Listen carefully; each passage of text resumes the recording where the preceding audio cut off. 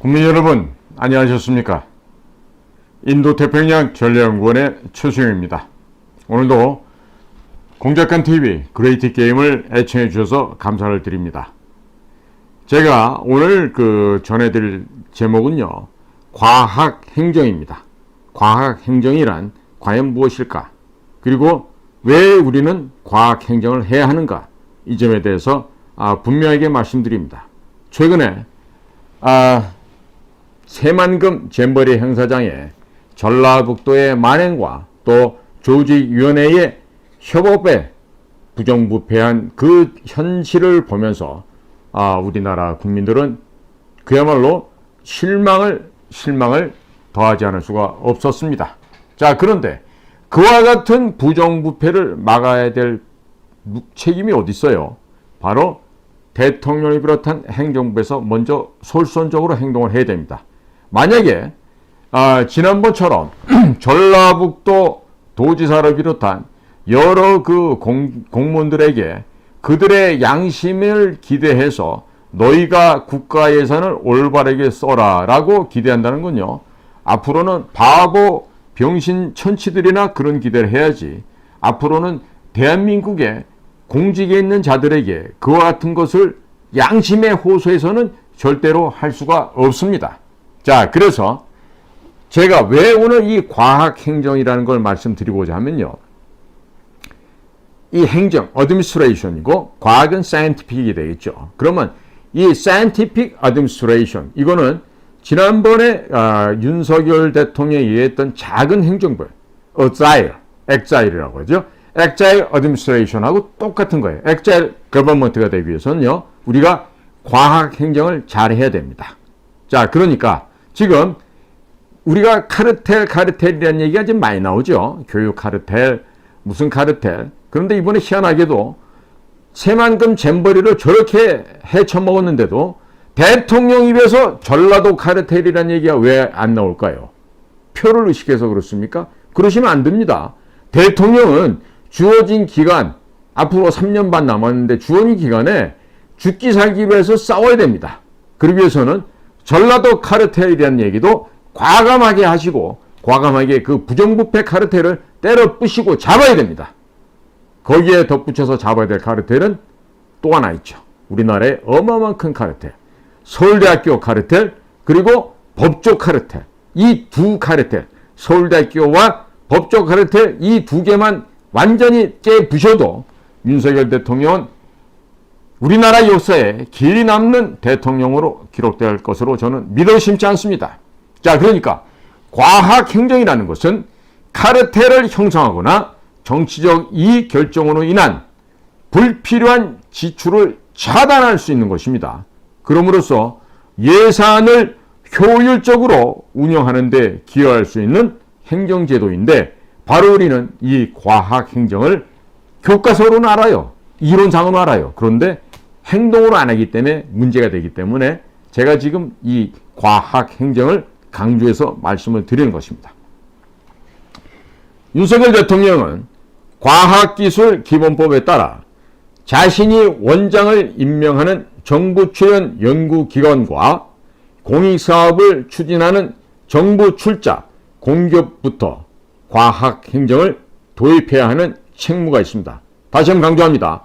대통령께서는 과학기술기본법에 의거해서 대통령이 각 단체 기관장, 원장을 임명하는 정부 출연의 연구기관이나 공익사업을 추진하는 정부 출자 공기업부터 우선적으로 과학행정을 도입해야 합니다.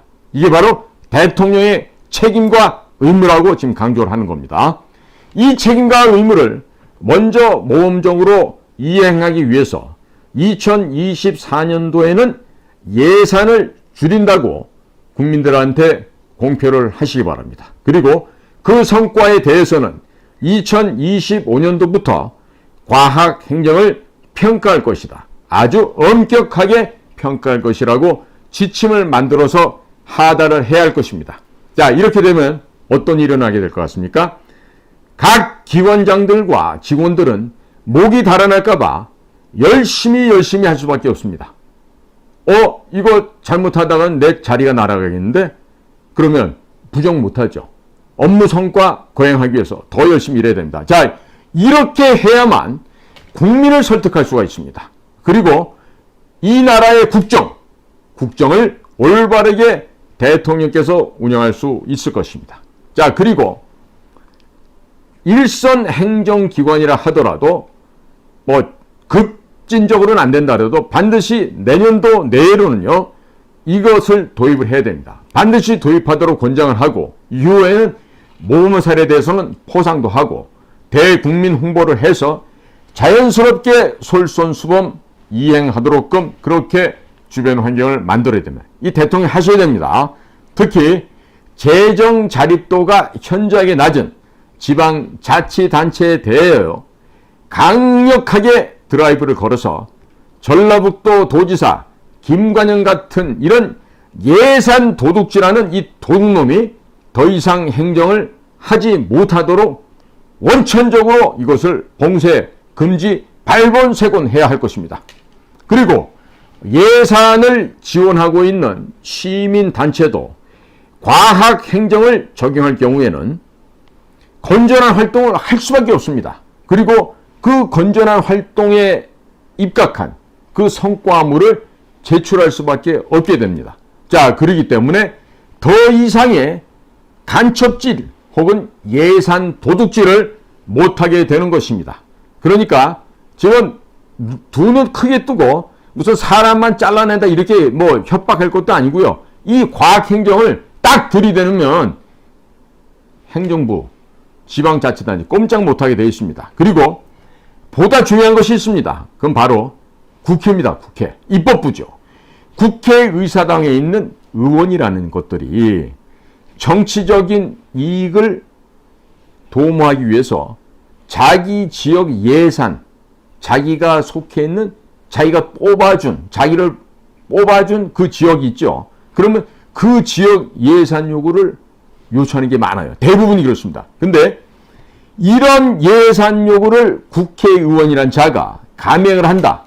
이런 짓을 감행할 경우에는요, 국회의 의원들이란지 이런 짓을 합니다. 이 모든 일거수일투족을요, 국민 여러분들께 예산 도둑놈이라고 낙인이 찍힐 수 있게끔 과학행정의 검증 시스템을 구축해서 이것을 확인해야 됩니다. 그러면요, 국회의원 나부랭이들이요, 거짓말로 예산 타내고 또 다음번에 재선 3선을 위해서 지역 개발을 하기 위해서 국가의 세금을 빼먹는 이 같은 도둑질을 더 이상 못하게 됩니다. 그렇기 때문에 이 과학행정은 반드시 우리가 도입을 해야 되는 시스템이에요. 그리고 물론 이전 정권이 있죠. 이전 정권에서 강행했던 각종 사업부터 과학행정 검증 시스템으로 분석을 하고요. 그리고 이 과학 시스템으로 분석을 해서 공표하는 절차를 이행해야만 향후 함부로 예산을 낭비하는 불필요한 거짓의 도둑놈들의 사업이 차단될 수 있는 것입니다. 따라서 소결론입니다. 과학행정은 부강한 선진국가로 나아가는데 반드시 필요한 선택이고 필수적인 조건이라는 것을 제가 다시 한번 강조를 드립니다. 국민 여러분, 우리나라의 그 역사 가운데요, 그 조선이라는 왕조가 있어요. 이 조선시대 역사를 살펴보십시오. 아마 유일하게 세종대왕 때 과학행정을 비슷하게 했다고 볼 수가 있고요. 그 세종대왕 이후부터는 무슨 명분, 논리 이런 것에 치우쳐서 사화, 당쟁 이런 것들이 끊임없이 일어났죠. 요즘 지금 그게 뭡니까? 사화, 당쟁이. 맞습니다. 바로 지방자치제도입니다. 그것이. 예? 조선시대에 서로 물고 뜯고 싸우고 나라를 갖다가 그 험집을 내고 망가지게 했던 그 당쟁, 사화 이런 것들이요, 지금 현대의 지방자치제도인 것입니다. 그러니까 조선시대도요, 그런 거짓 세력들, 명분과 논리에 치우쳤던 그런 자들을 소위 양반이랍시고 그들 중심으로 된 그들 주도의 양반 행정을 했기 때문에 조선이 망해버린 거예요. 거기다가 이 망국의 길을 겪을 때는 망할 놈이 임금이 된다고. 이 고종처럼 예? 이 머리에 지력도 없고 지혜도 없고 능력도 없는 이런 까막눈의 고종이란 자가 아니 여자는 민비 하나만 있으면 되지 왜 여자는 또 그렇게 좋아했어요? 어? 키는 말이야 난징이 똥자루만한 것이 그렇게나 여색을 밝히고 이 나라의 국권과 국민과 국토를 제놈 개인과 또 조선 왕실을 위해서 팔아먹은 거 아니에요? 즉 두둑한 돈을 받아서 그걸 전부 다 왕실의 비자금, 내탕금으로 활용하면서 기집질하고 저 혼자 좋은 거 처먹어가면서 그러려고 나라를 팔아먹었던 거 아니에요. 그래서 지금 나라가 조선 왕조 500년에다가 일본 놈들한테 35년이니까 또 신음을 했어야 되는 거 아니었습니까? 그래서 그 망해 가서 없어져 가던 나라가 미국이라는 좋은 이웃 덕분에 우리가 해방을 맞이하고 또 우리의 건국의 아버지들과 또 그 가운데 리더 역할을 했던 건국 대통령 이승만이 이 나라를 자유민주주의로 이끌어내서 이 나라를 건국해서 오늘날까지 온 거 아니에요. 그런데 지금도 건국 대통령 이승만 기념관이 신격화된다고 왈왈 지저대고 있는 저 고종의 외척의 피가 흐르고 있는 이종찬이라는 자가 있어요. 네? 아니 아들놈이 대통령 윤석열과 서울법대 동기동창이고 초등학교 동창이면 뭐 할 거예요? 그러니까 아들 친구니까 대통령도 아들 대하듯이 함부로 대해서 그렇게 하면 되는가요? 안 될 얘기죠. 대통령은 나이를 떠나서 대통령은 우리가 존대를 해야 될 필요가 있고 반드시 그렇게 해야 됩니다. 네? 예를 들어서 야 윤석열이가 내 학교 후배니까 맘대로 뭐 반말짓거리 하고 뭐 이런 거 하면 되겠어요? 그러면 안 되죠. 그러면 안 되는 겁니다. 대통령으로서의 그 자리에 대한 예우를 해야 되는 건데 지금 이종찬 같은 자는 조선 왕실의 자기 외할머니가 그 전주희 씨였다는 거 아니에요? 그러니까 왕실이 망했든 안 망했든 왕실 외척으로 폼 잡고 온갖 호가호위할 수 있는 그 찬스를 지금 이승만이라고 하는 이 더러운 우리 애국 운동했던 민족주의자 이승만 대통령 같은 선각자 때문에 자기가 왕실 외척으로 행세할 수 있는 기회를 놓쳐갖고 그런지 몰라도 그렇게나 이승만 대통령을 욕하고 다니고 대한민국 역사를 부정하고 이러고 있죠. 국민 여러분, 이런 오역의 역사를 되돌아볼 때 우리가 과학행정이라는 것을 해야 됩니까? 안 해야 됩니까? 해야 됩니다. 이 과학행정을 함으로써 예산이 불필요하게 도둑질 당하는 것도 막을 수도 있고요. 지방의 토착 향리 세력들이요. 이번에 전라북도처럼 도둑질하는 것을 막을 수가 있는 것입니다. 그러면 소위 공무원이란 이자들이 이 과학행정으로 검증을 하고 입증을 하잖아요. 돈을 함부로 빼먹을 수가 있겠습니까? 텐트 7만 원짜리가 25만 원짜리로 둔갑할 수 있겠습니까? 예? 안 되겠죠. 그 1960년대 수도 시설 같은 거 해놓고 잼벌에서 돈 빼먹은 거. 화장실, 간이 화장실 정말 푸대식으로 해놓은 저 야만스러운 저 중국 놈들도 그렇게 안 할 것 같은데. 그 전라북도 인민들이 했다는 거예요. 그러니까 지금 전라도가 욕을 갖다가 아주 그냥 처먹고 있는 거 아니겠어요. 그 1%도 안 되는 그 공무원들 때문에. 예? 그러니까 국민 여러분, 우리는요 반드시 과학행정 해야 됩니다. 그리고 대통령실 그리고 특히 국가정보원애들 잘 들어. 자식들아, 그 모니터링 하려면 이런 거 좀 잘 모니터 해가지고 원장한테 보고하고 대통령한테 보고할 수 있도록 해. 과학행정해야 너희들 같이 밥만 먹고 똥만 싸고 있는 국가정보원애들 살 수 있는 거야. 안 그렇겠어? 그리고 대통령께서 이러한 이 과학행정에 대해서 제대로 인식하고 확행할 수 있게끔 대통령 옆에서 잘 보좌해 드리라고. 아직도 인사카드 갖고 만족거리는 국가정보 같은 한심한 놈들이 있어서 이 과학행정이라는 일을 또 하게 되는데, 이거 대통령실이나 경호실도 명심하십시오. 이 과학행정 못하면요 이 나라 앞으로 미래 없습니다.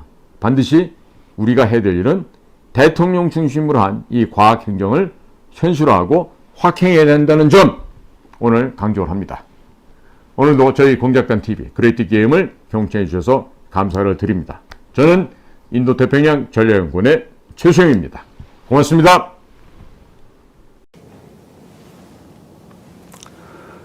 사랑하고 존경하는 국민 여러분, 자유민주당 대표 고영주 변호사입니다. 2024년 내년 4월 10일 실시되는 총선에 대비하여 저희 당 공약 13가지를 발표하겠습니다. 첫째, 국회의원 세비는 절반만 받고 나머지는 국고에 반납하겠습니다. 보좌관은 9명 중에서 5명만 채용하겠습니다.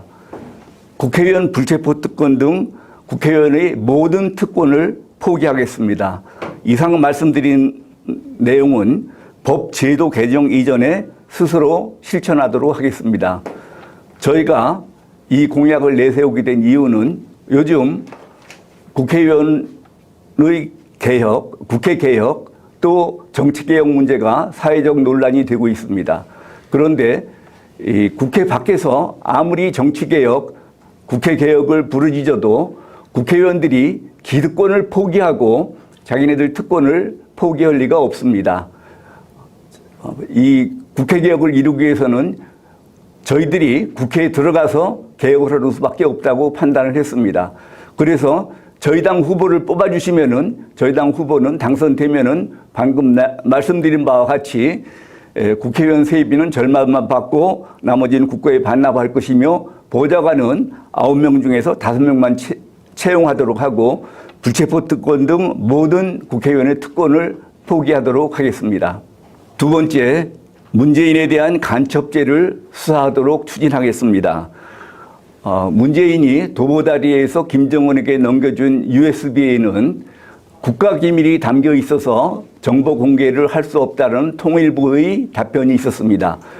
국민들에게도 알릴 수 없는 국가기밀이라고 그러면은 북한은 더더욱 알면 안 되는 기밀입니다. 그렇다고 그러면은 문재인이 USB를 넘겨준 것은 간첩죄가 분명하기 때문에 문재인에 대해서 간첩죄를 수사를 하도록 하겠습니다. 그리고 북한과 접촉을 할 때 김정은이 그냥 만나준다는 것은 상식에 반하는 일입니다. 그래서 김정은에게 대북 송금을 얼마나 해주고 만났는지 그 부분도 조사를 하도록 하겠습니다. 다음에 세 번째는 반국가 활동하는 시민단체의 보조금을 전액 폐지하도록 하겠습니다. 현재 시민단체에 대한 각종 보조금이 102조 원이나 된답니다.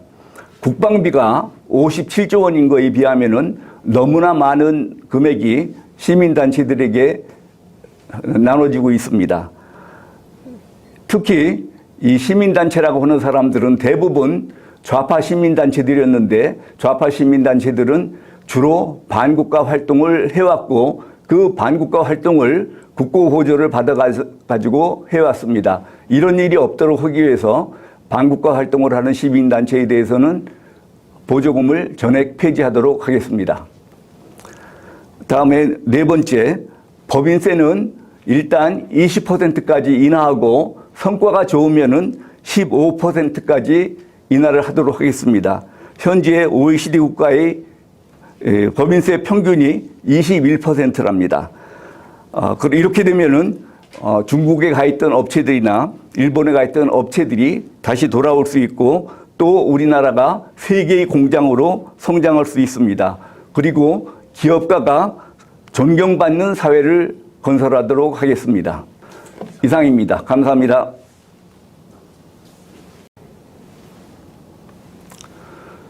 사랑하고 존경하는 국민 여러분, 자유민주당 대표 고영주 변호사입니다. 2024년 내년 4월 10일 실시되는 총선에 대비하여 저희 당 5번째 공약을 말씀드리겠습니다. 민주당 정권 하에서 부당하게 이루어진 검소안박법을 폐지하고 또 공수처법도 폐지하고 국정원의 대공수사권은 부활하도록 하겠습니다. 또 형법상 간첩죄를 강화해서 현재 적국에게만 적용되고 있는 간첩죄를 외국에게도 적용하도록 하겠습니다. 다음에 6번째, 5.18 특별법, 제주 4.3 특별법, 여순사건 특별법, 기타 민주유공자 예우법 등을 폐지하도록 하겠습니다. 이런 법들을 전면적으로 폐지하고 앞으로는 기록에 입각하여 전면 재조사를 해서 가짜 유공자를 적발하고 그동안 잘못 지급된 보상금에 대해서는 전액 환수하도록 하겠습니다. 7번째, 5.18 당시 시위 진압에 참여했던 군인 경찰에 대한 명예회복 및 보상을 실시하도록 하겠습니다. 5.18 당시 국가임명을 받아 반란군을 진압하러 참여했던 군인 경찰에 대해서 그 후에 형법상 평가가 바뀌었다고 해서 그 출동한 군인들을 반란군으로 취급하는 것은 사리에 맞지 않다고 생각을 합니다. 그래서 평가는 어떻든지 간에 국가임명을 받아 출동한 군경에 대해서는 명예회복과 보상을 실시하도록 하겠습니다. 다음에 8번째, 공정선거를 위한 제도 개선을 하겠습니다. 부정선거가 이루어지고 있다고 세간에서 불만들이 많습니다. 그것은 선거관리위원회가 공정성에서 신뢰를 받지 못하기 때문이라고 생각합니다. 그래서 공정선거를 보장하기 위해서 저희들이 국회에 들어가게 되면은 선거관리위원회들을 대수술할 수 있도록 조치를 취하겠습니다. 이상입니다. 감사합니다. 사랑하고 존경하는 국민 여러분, 안녕하십니까? 내년 총선 1차 공약 13가지 중에서 9번째 공약을 말씀드리겠습니다. 9번째, 정당 국고지원금을 폐지하도록 하겠습니다. 현행 정당에 대한 국고지원금은 너무 과다합니다. 그래서 지금 국회의원들은 선거를 치를 때마다 엄청나게 재산이 불어나고 있습니다. 이런 거는 어떻게 보면은 국회의원들이 특권을 이용해서 국고를 빼먹는 것이라고 할 수 있습니다. 그래서 이를테면은 국민들한테 신뢰를 얻으면은 후원금을 받아서 정당을 운영할 수 있도록 하고 정당에 대한 국고지원금은 전액 폐지하도록 하겠습니다. 다음에 10번째, 북한 이주법을 추진하겠습니다. 지금 현행 법상으로는 북한에 가고 싶어도 합법적으로 갈 수 있는 방법이 없습니다. 북한을 자신들이 조국으로 알고 있는 종북 주사파들을 억지로 우리나라에 잡아둘 필요가 없다고 생각합니다. 적당한 조건에 맞으면은 합법적으로 이런 종북 주사파들은 북한으로 보낼 수 있도록 그런 북한 이주법을 추진하겠습니다. 다음에 11번째, 외국인, 특히 중국인의 국내 유치를 위한 모든 특별 대우를 폐지하겠습니다. 현재 중국인은 3억 원을 우리나라 은행에 예치하기만 하면은 영주권이 생긴다고 합니다. 이렇게 쉽게 영주권을 주는 나라는 선진제국 중에서는 없습니다. 그래서 저희들은 그 상호주의 원칙에 입각해서 중국인의 그 국내 유치를 위한 그런 과도한 특별 대우를 전부 폐지하도록 하겠습니다. 다음은 12번째, 중국 공산당의 패권주의를 반대합니다. 중국은 전 세계의 공산화를 목표로 해서 여러 나라에 공자학원 등을 보내서 의식화 작업을 하고 있습니다. 그래서 미국 같은 경우는 공자학원이 거의 다 폐쇄된 것으로 알고 있습니다. 그런데 우리나라에서는 하나도 폐쇄를 못하고 있습니다. 저희가 국회에 등원하게 되면은 공자학원을 우선적으로 폐쇄하고 중국 공산당의 여러 가지 패권주의를 반대하도록 하겠습니다. 다음에 13번째, 사형수에 대해서 사형을 집행하도록 하겠습니다. 김대중 정부 이후에 우리나라에서는 사실상 사형 집행을 안 함으로써 법원에서는 사형 판결을 내려도 그게 집행이 되질 않고 있습니다. 형사소송법에 의하면은 6달 이내에 법무부 장관은 사형 집행 명령을 해야 되고 사형 집행 명령이 있으면은 닷새 이내에 집행을 해야 됩니다. 이와 같은 형사소송법이 전혀 지켜지지 않고 있는데 이것은 어떻게 보면은 법무부 장관의 직무유기라 할 수 있겠습니다. 그래서 저희 당에서 등원을 하게 되면은 사형수에 대해서 사형을 집행을 해서 형사소송법을 준수하는 그런 풍토를 조성하도록 하겠습니다. 이상입니다. 감사합니다.